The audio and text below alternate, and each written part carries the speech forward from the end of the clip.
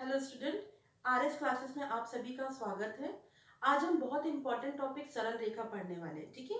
तो उसको देखने के पहले आपको ये चीज होना दिया, मतलब आप लोगों को ये चीज पता होना चाहिए कि ये सरल रेखा हमारे लिए केमिस्ट्री में क्यों इतना इम्पोर्टेंट पार्ट है। ये हमारी यूनिट का एक इम्पोर्टेंट पार्ट है सरल रेखा। सरल रेखा की यहाँ पे जरूरत क्यों पड़ रही है? आप बहुत सारे प्रैक्टिकल करेंगे जब, तब आपको एक स्ट्रेट लाइन सरल रेखा का समीकरण आता है, टेंजेंट ऑफ द आता है कि आप सरल रेखा का टेंजेंट निकालिए, है ना। तो हमको यहाँ पे जरूरत पड़ती है। तो बहुत सारे केमिस्ट, जब आप आगे जाके कोई रिसर्च वर्क भी करते हो तो हमको बहुत ज्यादा जरूरत पड़ती है इसकी। तो हमें पता होना चाहिए कि ये होता क्या है। तो इसके लिए पहले हम कुछ टर्मिनोलॉजी देखेंगे। तो सबसे पहले अपन देखते हैं सरल रेखा होती क्या है। सरल रेखा क्या है? किन्हीं दो, मान लीजिए हमारे पास यहाँ पर दो बिंदु हैं, ठीक है। इन दो बिंदुओं को जब हम ड्रॉ करेंगे, मिलाएंगे, तो एक इन दो बिंदुओं को मिलाने वाला ये जो रेखा पथ है, इसे ही हम कहते हैं सरल रेखा। तो सरल रेखा की यदि अपन डेफिनेशन देखें तो हो सकता है किन्हीं दो बिंदुओं को किन्हीं दो बिंदुओं को मिलाने वाला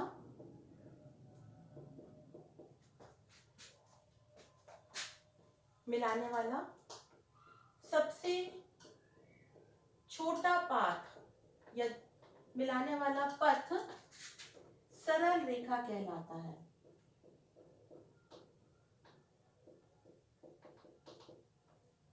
ठीक है। फिर इसके बाद हम देखते हैं, सरल रेखा के बाद हम देखते हैं अब झुकाव। झुकाव क्या होता है? जिसे इंग्लिश में कहते हैं इंक्लिनेशन। ओके, इंक्लिनेशन क्या होता है? अब देखिए, जैसे हम सरल रेखा को देखें तो सरल रेखा इस तरीके से भी हो सकती है, ऐसी भी हो सकती है, ऐसी भी हो सकती है, ऐसी भी हो सकती है ना। तो स्ट्रेट लाइन हमारी किसी भी तरीके से हो सकती है, जरूरी नहीं है कि बिल्कुल वो क्षैतिज हो, हॉरिजॉन्टल हो। तो जो भी स्ट्रेट लाइन है ना, अगर हम इसको स्ट्रेट लाइन को हम अगर पॉइंट से शो करें तो हम इसको टू डायमेंशन वे में, यहाँ पे जो हमने स्ट्रेट लाइन है, ये जो ब्लैक बोर्ड पर हम रिप्रेजेंट कर रहे हैं, this is a two dimension, है ना, टू डायमेंशन फॉर्म। तो अब क्या होगा, यदि हम इसको एक्सिस में देखें, तो यदि हमने इस तरीके से का एक्सिस फॉर्म किया है तो ये हमारी स्ट्रेट लाइन है। तो जो स्ट्रेट लाइन जो भी एंगल फॉर्म करेगी, इज क्लियर, हमारी जो स्ट्रेट लाइन एक्सिस के साथ जो एंगल फॉर्म करती है, जितने एंगल पे वो झुकी रहती उसे उसका इंक्लिनेशन कहा जाता है। ठीक है। तो इंक्लिनेशन क्या है? इंक्लिनेशन जो है सरल रेखा का झुकाव, वह कोण होता है, वह कोण है जो एक्स अक्ष की धनात्मक दिशा के द्वारा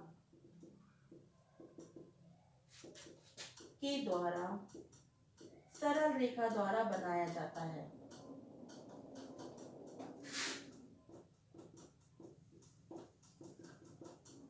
ठीक है।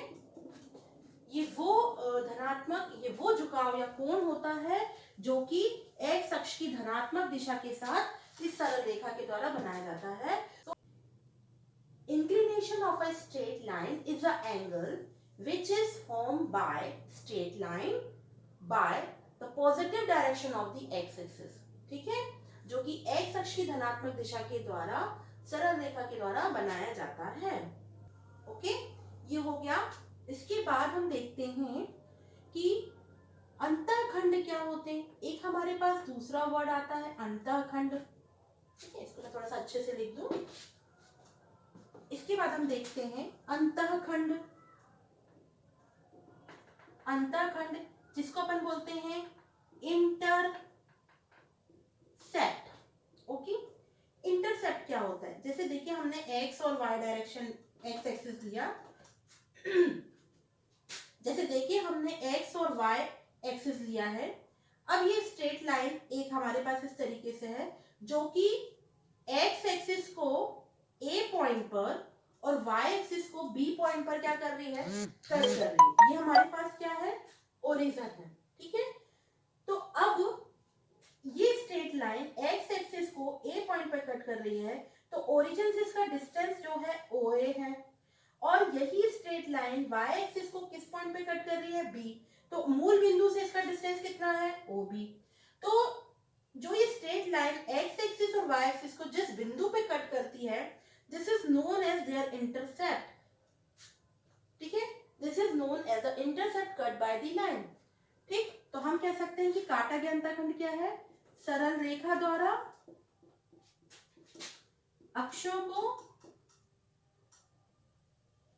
सरल रेखा अक्षों को जिस बिंदु पर काटती है, जिस बिंदु पर काटती है उसका मूल बिंदु से उस बिंदु तक की दूरी को अंतःखंड कहते हैं। सरल रेखा द्वारा काटा गया अंतःखंड कहते हैं।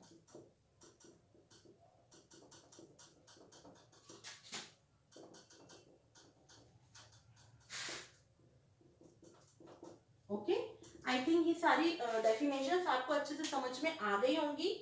अब हम इन पॉइंट्स को और थोड़ा सा देखेंगे, लेकिन इसके पहले हमारे पास एक और वर्ड आता है। इसको चाहो तो आप डायग्राम्स यहाँ पे शॉर्ट पे बना सकते हो, ऐसा कि ये हमारा क्या है, x और y एक्सिस है, एक लाइन है जो A पॉइंट पर और B पॉइंट पे कट कर रही है, OA and OB is the intercept. ये क्या होगा, अंतःखंड होगा, रेखा के द्वारा काटा गया अंतःखंड।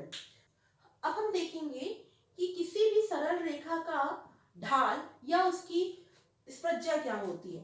तो अब हम देखने वाले हैं नेक्स्ट हमारा जो डेफिनेशन है, सरल रेखा की प्रवणता या ढाल, जिसको अपन बोलते हैं स्लोप ऑफ द लाइन। ठीक है, तो स्लोप ऑफ द लाइन क्या होता है, किसी भी सरल रेखा का वह कोण, सरल रेखा जो कि किसी भी अक्ष का जो कोण बनाती है, उसकी जो स्पर्शा या जो टेंजेंट होता है उस कोण का, उसे ही हम उस सरल रेखा की क्या कहते हैं, प्रवणता या ढाल कहते हैं। ठीक है, किसी सरल रेखा की प्रवणता या ढाल क्या होती है ना, तो किसी भी सरल रेखा की प्रवणता या ढाल उस रेखा के जो भी अक्ष के साथ जो भी कोण बनाती है, उसका टेंजेंट जो होता है वो उस सरल रेखा की प्रवणता या ढाल कहलाता है। ठीक है, so we can say that the angle which is formed by the straight line, then the tangent of this theta, this angle is known as their slope, or we can say that their tangent. Okay, इसी को हम उसकी क्या बोलते हैं, प्रवणता या ढाल कहते हैं। तो आइए अब हम देखते हैं कुछ कि सरल रेखा का समीकरण आता क्या है, या इस सरल रेखा का समीकरण होता क्या है ना। तो चलिए हम अब देखेंगे सरल रेखा का समीकरण। चलिए अब हम देख रहे हैं उस सरल रेखा का समीकरण जो मूल बिंदु से होकर जाती है तथा x अक्ष पर दिया हुआ कोण बनाती है ना। We have to find out the straight line which is passing through the origin point and make an angle on the given x axis, है ना। तो अब हम इसको देखेंगे, हम इसके लिए एक ड्रॉ करते हैं। सबसे पहले हमने ये y एक्सिस और ये x एक्सिस को हमने ड्रॉ किया है। ये हमारे पास क्या है, x एक्सिस है, ये y एक्सिस है, this is origin point O। अब हमारी जो स्ट्रेट लाइन है, अब हमको किस स्ट्रेट लाइन का इक्वेशन फाइंड आउट करना है, we have to find out the equation of a straight line which is passing through origin. ठीक है, तो सबसे पहले हम मूल बिंदु, हमारा मूल बिंदु क्या है, ये O पॉइंट है, तो इस मूल बिंदु से पास होने वाली हम एक स्ट्रेट लाइन को सबसे पहले ड्रॉ करते हैं। This is straight line which is passing through origin, है ना। अब ये कोई इंटरसेप्ट कट नहीं कर रही है, ये उस रेखा का समीकरण है जो मूल बिंदु से होके जा रही है। मूल बिंदु के निर्देशांक हमारे क्या है, 0 0। ठीक है, अब हमने माना कि इस स्ट्रेट लाइन पर कोई बिंदु का बिंदु पथ है P, जिसके निर्देशांक है x और y। The Cartesian of this point P is x y। अब हम क्या करेंगे, ये जो लाइन है ये x एक्सिस की धनात्मक दिशा से कितना कोण बना रही है, ये थीटा एंगल बनाती है। अब इस P पॉइंट से हमने एक परपेंडिकुलर ड्रॉ किया है, किस पर, x एक्सिस पर PM। ठीक है, तो अब आप देख रहे होंगे कि हम x और y एक्सिस लिए हैं, हमने एक रेखा ली है, ये रेखा मूल बिंदु से होके जा रही है। इस रेखा पर एक बिंदु है P जिसके निर्देशांक है x और y। हमने इस P लाइन से इस OX रेखा पर एक परपेंडिकुलर ड्रॉ किया है, दैट इज PM।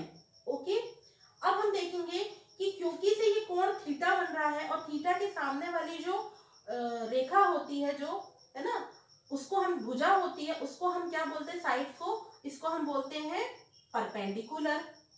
ठीक है, और रेखा जिस एक्सिस के साथ या जिस रेखा के साथ जो कोण बनाती है अक्ष के साथ, उसको अपन क्या बोलेंगे, बेस। तो ये क्या हो गया हमारे लिए, हाइपोटेनस। तो यहाँ पर अगर हम एक ट्रिग्नोमेट्री रिलेशन यूज करते हैं, tan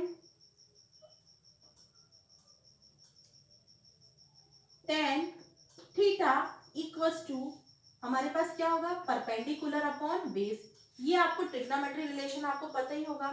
ठीक है, तो अब हम क्या देखेंगे, tan थीटा, अब हमारे पास परपेंडिकुलर की जो वैल्यू है दैट इज PM, ये हमारे पास क्या है, परपेंडिकुलर है। बेस क्या है हमारे पास, OM, ये हमारे पास क्या है, बेस है। ठीक है, अब आप बता देखिए इसके कार्टेशियन, आपने निर्देशांक का आप लोगों ने 10th क्लास में देखे होंगे कि आपको ग्राफ प्लॉट करनी पड़ता है तो हम कैसे बिंदुओं के निर्देशांक लेते हैं, है ना। तो ये जो डिस्टेंस होगा वो एक्स एक्सिस के बराबर होगा, सॉरी, जो हमारा OM होगा वो एक्स एक्सिस के बराबर होगा, और जो PM है वो क्या होगा, y के निर्देशांक होंगे, है ना। यानी ये डिस्टेंस हमारा ये बताएगा x और ये बताएगा y। तो ये हमारा डिस्टेंस हो गया x और ये हमारा डिस्टेंस हो गया y। तो इसकी जो वैल्यू मिलेगी परपेंडिकुलर की वैल्यू हमारे पास, परपेंडिकुलर की जो वैल्यू मिलेगी वो कितनी है हमारे पास, y, और जो हमारे पास बेस की वैल्यू है वो कितनी है, x। अब आप यहाँ पर इस ट्रिग्नोमेट्री रिलेशन में यदि आप इसकी वैल्यू रखते हो, p की वैल्यू हम यहाँ पे रखेंगे, हमारे पास वैल्यू थी PM अपॉन OM। ठीक है, tan थीटा इक्वल्स टू होता है, PM की वैल्यू होती है हमारे पास y और OM की वैल्यू है हमारे पास x।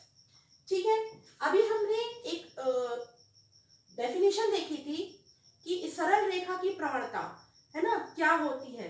तो सरल रेखा की प्रवणता क्या होती है, उस सरल रेखा के द्वारा जो कोण बनाया जाता है उसका टेंजेंट के इक्विवेलेंट होती है। इस सरल रेखा की प्रवणता को हम m से भी रिप्रेजेंट करते हैं। तो tan थीटा की जो वैल्यू होती है वो हमारे पास किसके बराबर मिलती है, m, जिसको अपन बोलते हैं सरल रेखा की प्रवणता या ढाल। अब आप x का यहाँ क्रॉस मल्टीप्लीकेशन कर दोगे तो क्या मिलेगा, x tan theta equals to क्या मिलेगा, y। tan थीटा बराबर हमें पता है क्या होता है, m होता है। तो हम इसको इस तरीके से अरेंज करके लिख दें m डॉट x। तो ये जो हमारे पास इक्वेशन आ रहा है y इक्वल्स टू mx, ये इस सरल रेखा का समीकरण होता है जो कि मूल बिंदु से होकर जाती है। आया समझ में। तो किसी उस सरल रेखा का समीकरण हमको ज्ञात करना था जो मूल बिंदु से होकर जाती है तथा x अक्ष पर दिया हुआ कोण बनाती है, तो उसका उस सरल रेखा का समीकरण होता है y बराबर mx। आया समझ में आपको। ठीक है, इसके आगे अभी हम देखेंगे उस सरल रेखा का समीकरण जो x अक्ष की धनात्मक दिशा से थीटा कोण बनाती है तथा जो एक अंतःखंड काटती है ना। तो अब हमको देखना है उस सरल रेखा का समीकरण जो कि x अक्ष धनात्मक दिशा से कोण भी बनाती है और अक्षों पर अंतःखंड भी काटती है। ठीक है, तो ये जो है मैं आपको नेक्स्ट वीडियो में बताऊंगी सेकेंड पार्ट में। आशा करती हूँ आपको ये समझ में आया होगा। इससे रिलेटेड न्यूमेरिकल प्रॉब्लम भी हम आगे के वीडियो में देखेंगे।